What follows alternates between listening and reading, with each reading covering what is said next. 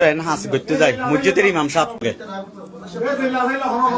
বেগুনি শেয়ার করুন বেশি বেশি শেয়ার করুন হুজুরে মসজিদের ভিতরে হাস করতে যাই মসজিদের ইমাম সাহেব হাস করতে যাই ধরা হয় এই মাইবের লগে বেগুনি শেয়ার করুন বেশি বেশি শেয়ার করুন। এতটা নৈতিক অবক্ষয় হলে একজন মসজিদের ইমাম মসজিদের ভিতরে এই ধরনের অপকর্মে লিপ্ত হয়, কারণ তাদের এখন শুধুমাত্র নামে আছে লিবাসধারী। এই ধরনের হুজুরদেরকে চরম শাস্তি দেওয়া দরকার।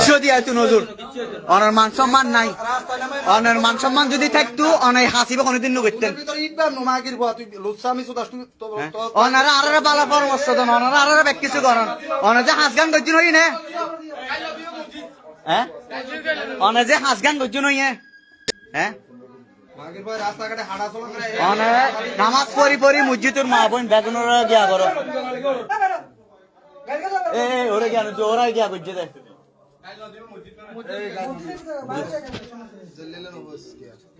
হ্যাঁ ঠান্ডা লাগলে কিচ্ছু করিবেন নাই, ফ্যান বন্ধ করে দেন। হ্যাঁ মসজিদের ভিতরে কেন হাস গরম মানুষ মসজিদের ভিতরে। গ্রামবাসী তাকে ধরার পরে বলে যে একে একে 3 বার এই ধরনের অপকর্মে লিপ্ত হয়েছে এই হুজুর, এবং গ্রামবাসীর কাছে তার ভিডিওর প্রমাণ রয়েছে, সেই কথাই বলছে। হাস করে না